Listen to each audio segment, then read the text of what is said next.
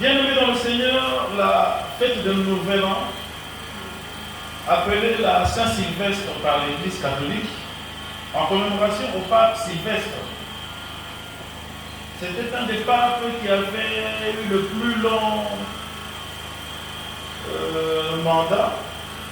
Il fut 22 ans à pouvoir. Alors il est mort un certain 31 décembre.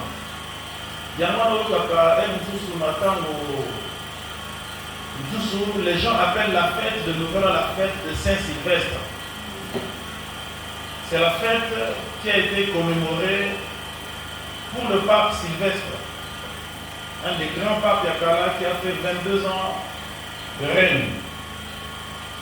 Bien aimé, aujourd'hui nous sommes le premier et c'est une année nouvelle. Tout le monde a fêté, d'une façon ou d'une autre, l'arrivée de cette nouvelle année. Les païens étaient dans les boîtes, dans les bistrots, quand on passait dans les restaurants. On a vu des gens fêter d'une façon ou d'une autre. Les chrétiens étaient, si pas dans une église, dans une veillée, mais nous avons tous attendu cette nouvelle année. D'autres ont fêté et entendu cette nouvelle année en famille et en prière. Tandis que en Occident, il y a une coutume qui, lorsque la première seconde de la nouvelle année arrive, c'est une coutume païenne. Il faut embrasser la personne qui est à côté de vous. Je ne sais pas si vous l'avez fait, bon, vous n'êtes pas des païens. À l'époque, nous, on avait l'habitude de passer de l'année ancienne à la nouvelle année à Mangué. Mais depuis un certain temps, on ne le fait plus. Et vous serez étonné de voir le nombre de personnes qu'il y a à Mangué. Vous verrez le nombre de politiciens, surtout les politiciens. Des gens que vous prenez, qu'on qualifie souvent de cultistes, mais qui viennent quand même se remettre entre les mains du Seigneur pour la nouvelle année qui commence. En effet, le premier jour de l'année est un jour de remerciement. Amen. Je ne sais pas si vous avez remercié le Seigneur lorsque la cloche a sonné 12 fois pour dire qu'il était minuit et que la nouvelle année avait commencé. Moi, j'ai embrassé ma femme qui était déjà au lit. Moi, j'étais encore au salon, je préparais. Mais on a célébré, on a dit gloire à Dieu. Amen. Ce n'est pas parce que nous sommes meilleurs que les autres que nous avons pu voir cette année bien-aimée. Et on a perdu beaucoup de gens. Dans les familles, dans les amis, on a perdu un nombre très important de personnes. Bien-aimés, mais pour que cette année soit réellement une bonne année, parce qu'on voudrait que ce soit une bonne année, mais pour qu'elle soit réellement une bonne année, laisse-moi te dire que tout dépend de Dieu. Amen. On dit bonne année, on se souhaite bonne année, mais il y a des gens qui ne savent pas que pour que cette nouvelle année soit réellement bonne, cela ne dépend que de la bonne volonté de Dieu. Amen. Alors, aujourd'hui, nous allons prendre la résolution de lui être fidèle. Nous devons rester fidèles à notre Seigneur, nous devons rester fidèles à Dieu. Et notre thème de ce matin est quoi qu'il arrive, je resterai fidèle. Amen. Oh, Dieu, c'est Goya. Non, on dit qu'elle est fidèle. Quelle que soit l'année passée, il faut rester fidèle. Mais pour pouvoir corriger les erreurs de l'année passée, bien aimé, nous devons faire le bilan. Quel a été le bilan de l'année passée?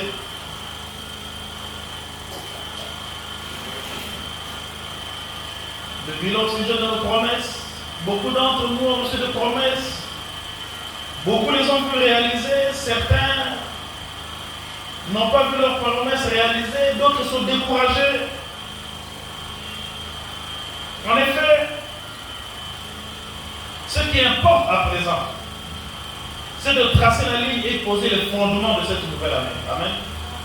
À partir d'aujourd'hui, nous devons tracer les fondements pour que la prochaine année, cette nouvelle année soit réellement une bonne année. Alors que les chefs d'entreprise font le bilan de leurs entreprises, les chefs de famille font le bilan, comment s'est passé cette année pour ma famille, qu'est-ce que j'ai pu faire, pourquoi les enfants n'ont pas étudié, pourquoi ceci, pourquoi cela. Alors que les couples font le bilan de leur union, qu'est-ce qui n'a pas marché. Nous, les chrétiens du temple du salut, nous faisons le bilan de notre vie. Amen. Bien-aimé, quel est le bilan de ta vie?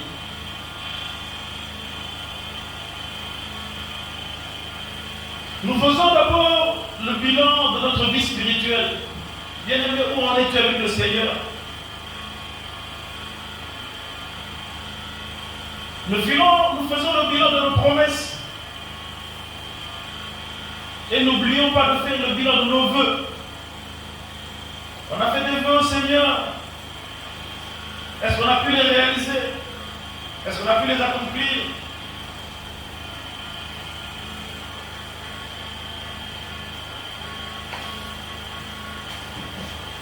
Nous faisons le bilan de notre vie en général. Où en es-tu avec ta vie? Qu'est-ce qui s'est passé dans ta vie? Comment s'est passée l'année 2022? Est-ce que tu as évolué ou bien tu as régressé?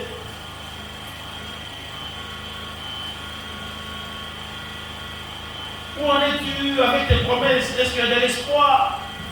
Ou bien tu as le cœur brisé? Bien-aimé, sache que la vie que tu mènes aujourd'hui, la vie que moi je mène aujourd'hui, la vie que chacun d'entre nous mène aujourd'hui,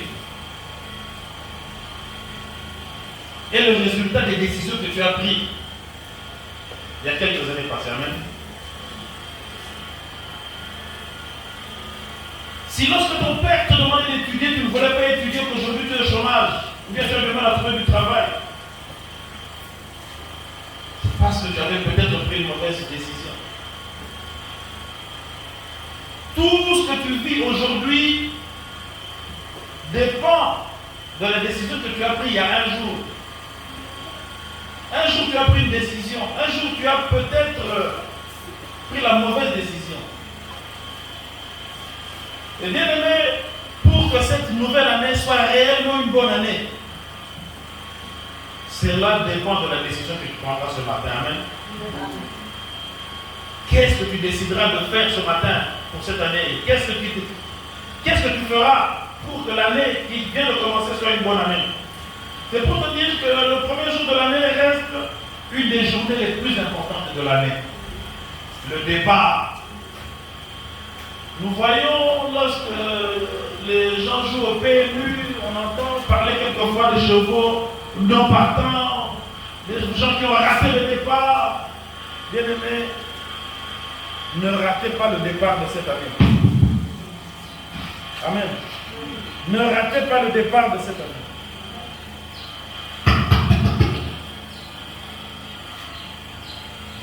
Il est très important. Le premier jour de l'année, ne ratez pas.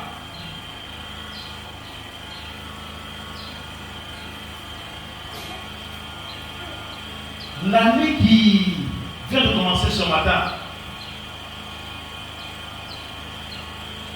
pour qu'elle soit réellement une bonne année, cela dépend de la journée d'aujourd'hui. Amen. Alors sans plus tarder, nous allons prendre notre Bible dans le livre des psaumes. Psaume 37. Du verset 22 au verset 29. Psaume 37.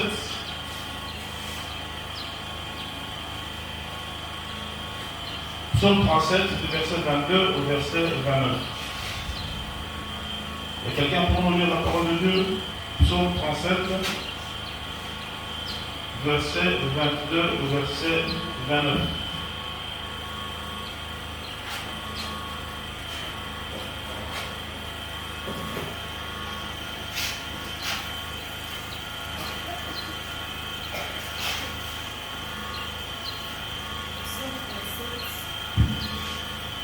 Verset 22. J'ai eu la parole de Dieu. Amen.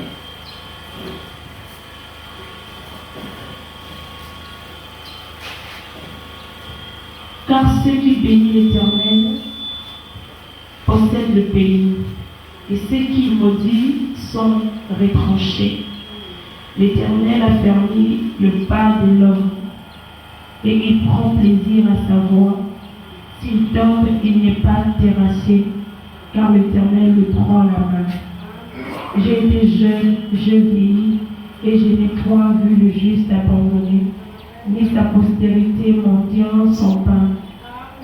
Toujours il est compatissant et il prête, et sa postérité est bénie.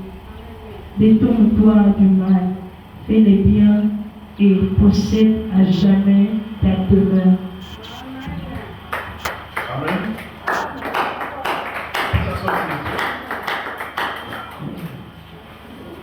Car ceux que bénit l'Éternel possèdent le pays. Et ceux qu'il maudit sont retranchés. Amen. Bien aimé, la Bible dit ceux que bénit l'Éternel. Qui sont ceux-là? Ça veut dire que l'Éternel ne bénit pas tout le monde. Bien aimé. Amen. Ceux, Baoyo, donc l'Éternel ne bénit pas tout le monde. Et nous aimerions être parmi ceux que l'Éternel a choisi de bénir aujourd'hui. Amen. Ceux que bénit l'Éternel possèdent le pays. Mais qu'est-ce qu'il faut faire pour être parmi ceux que l'Éternel va bénir cette année? Amen. Qu'est-ce que tu dois faire pour que l'Éternel te bénisse cette année?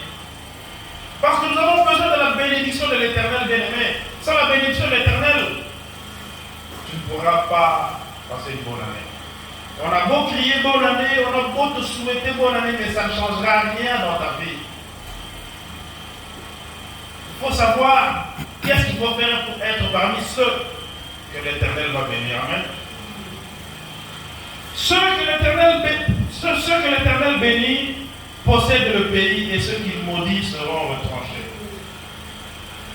L'Éternel a fermé les pas de l'homme et il prend plaisir à savoir. Bien-aimé, lorsque tu marches en compagnie du Seigneur, tu vois tes pas sont raffermis, et quel que soit le problème que tu rencontreras, bien-aimé, tu trouveras la solution. Amen. Et nous savons que la vie chrétienne, ce n'est pas une vie facile. Nous sommes attaqués par le diable de toutes les façons possibles. Une fois que tu as reçu le Seigneur Jésus-Christ comme Seigneur et Sauveur, sache que tu es attaqué par le diable, tu es une cible principale. Et pour que tu puisses trouver solution, pour que tu puisses marcher avec le Seigneur, pour que tu puisses vivre une vie de joie, bien aimé, ce n'est pas facile. Les tentations sont là, les maladies sont là, les attaques sont là, les moqueries sont là. Amen. Et pour que tu puisses cheminer avec la vie chrétienne, malgré les difficultés, malgré les moqueries, malgré le chômage, malgré... Il n'y a pas 36 solutions. Il faut juste le de rester fidèle. S'il tombe, il n'est pas terrassé, car l'Éternel lui prend la main. Amen. Bien aimé, le chrétien n'est pas exempt de tomber. Le chrétien peut tomber. Mais chaque fois qu'il tombe, l'Éternel est là pour lui tenir la main. Amen. Bien aimé, il y a certaines personnes qui sont tombées et qui ont cru que leur vie était... Allô? Il y a certaines personnes qui sont tombées, certains chrétiens qui sont tombés et qui sont restés couchés, qui sont restés assis, qui n'ont pas pu se relever. Ils ont cru que leur vie était fichue, il y en a d'autres qui ont abandonné. Mais ceux que l'Éternel a bénis, il est là et il te prend la main. Et la Bible dit, le psalmiste dit, j'ai été jeune, j'ai vieilli et je n'ai point vu le juste abandonné. Amen. Bien-aimé, tu te sens peut-être abandonné. Ça nous arrive à nous tous, à un moment donné de la vie, tu te sens abandonné, tu te sens seul, tu sens que ça ne va pas.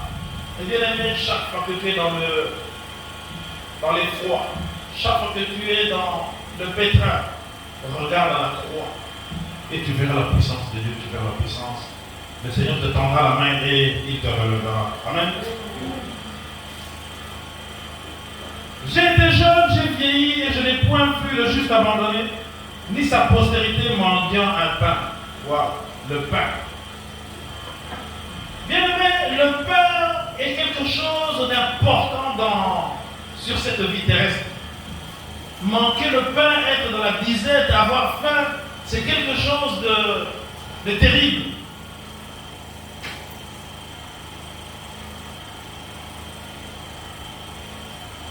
Mais si tu veux être parmi les gens qui ne manquent pas leur pain, si tu veux être parmi les gens qui ne se retrouveront pas en train de mendier, les rues de Kinshasa sont parsemées de mendiants.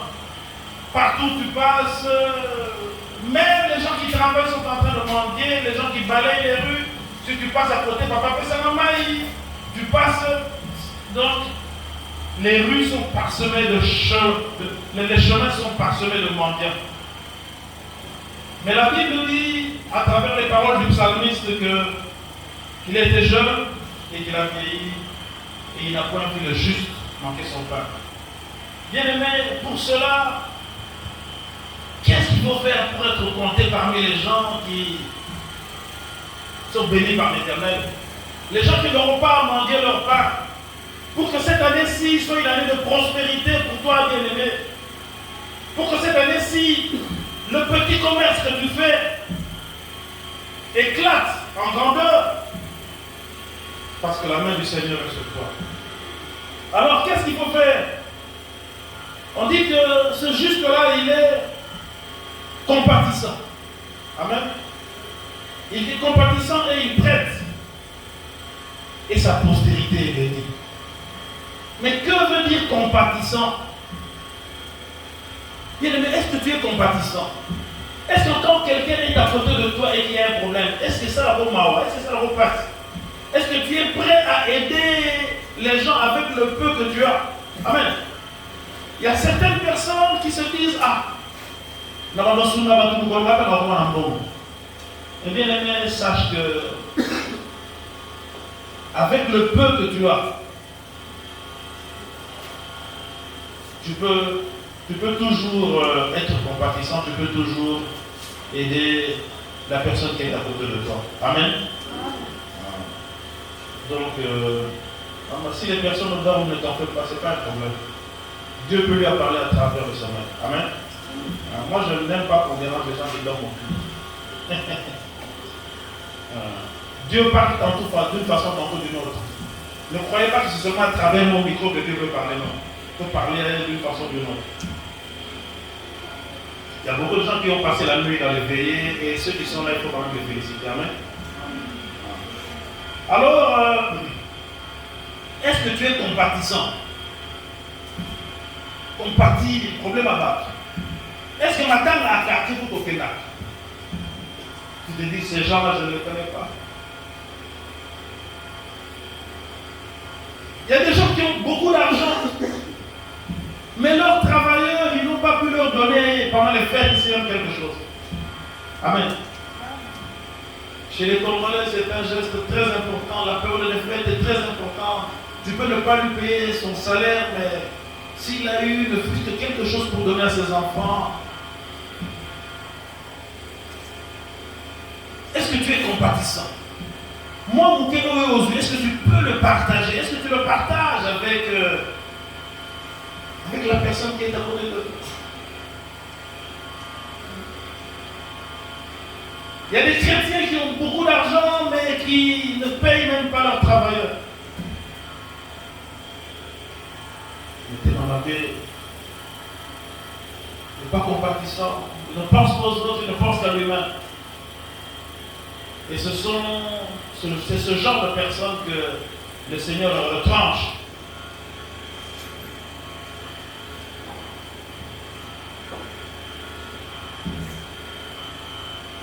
Détourne-toi du mal et fais le bien.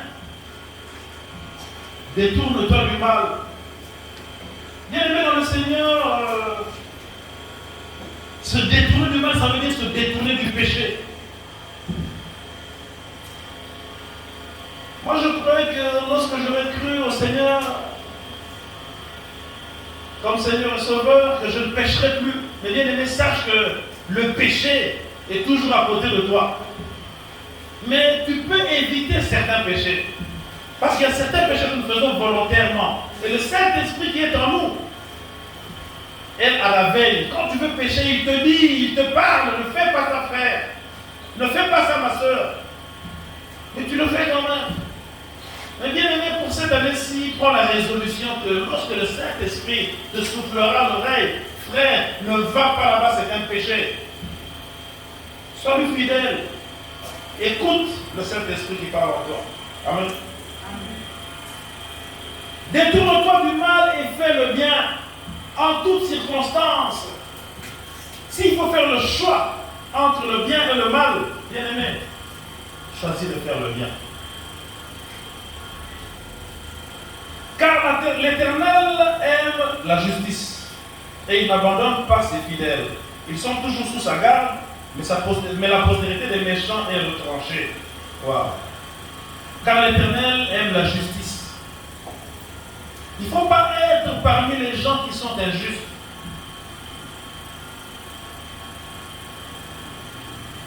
Fais de la justice ton leitmotiv. Car le Seigneur n'abandonne pas ses fidèles. Ses fidèles, ça veut dire ceux qui se détournent du mal, ceux qui font le bien, ceux qui sont compatissants. Et c'est ceux-là qui sont bénis. Et c'est parmi ceux-là que nous voulons être. Afin que cette année-ci soit une bonne année pour nous. Nous nous rappellerons tous l'histoire de Sarah et Abraham. Bien aimé, cette année-ci n'a peut-être pas été une très bonne année pour toi. Amen. Tu as été humilié, tu as peut-être été injurié. Quelquefois, tu as peut-être rencontré des difficultés. Mais bien aimé, ne te décourage pas. Amen. Ne te décourage pas, bien aimé. Ni campi. L'année 2022 n'a pas été facile.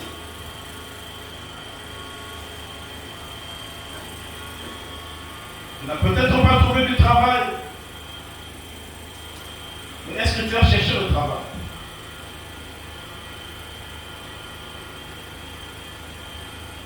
Tu n'as peut-être pas trouvé un fiancé.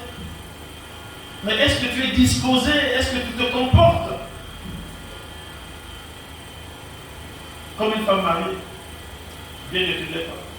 Parce que vous savez, quelquefois, je dis à nos sœurs, quand un homme veut épouser une femme, un homme sérieux, il regarde. Pas seulement l'attirance physique, pas la beauté, mais il regarde son comportement. Comment te comportes-tu dans ton quartier? C'était une parenthèse. 2022, tu n'as peut-être pas vu toutes tes promesses se réaliser. Le Seigneur t'avait peut-être promis le mariage. Le Seigneur t'avait peut-être promis le travail. Il y a eu des prophéties dans ta vie, des promesses extraordinaires que cette année ne finira pas.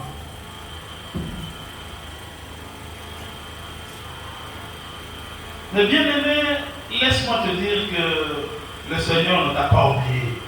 Amen.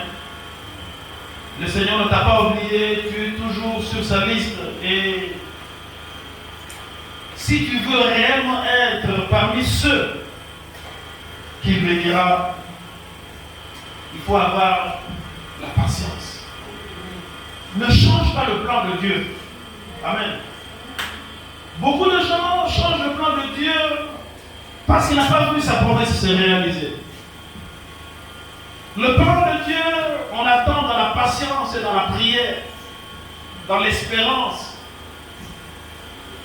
Ne cherchons pas à aider Dieu dans la réalisation de son plan.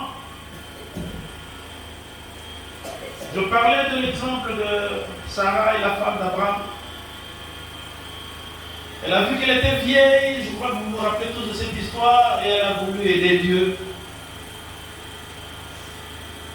Elle a offert sa servante à son mari Abraham. Et ils ont eu un enfant. Et quelque temps après, la promesse de Dieu s'est réalisée. Amen. Bien-aimé, là où tu es, je te demande d'avoir de la patience. Attends la promesse de Dieu. Si 2022, cette promesse ne sera pas réalisée, mets-toi dans les dispositions pour que tu sois parmi ceux que l'Éternel bénira cette année. Amen.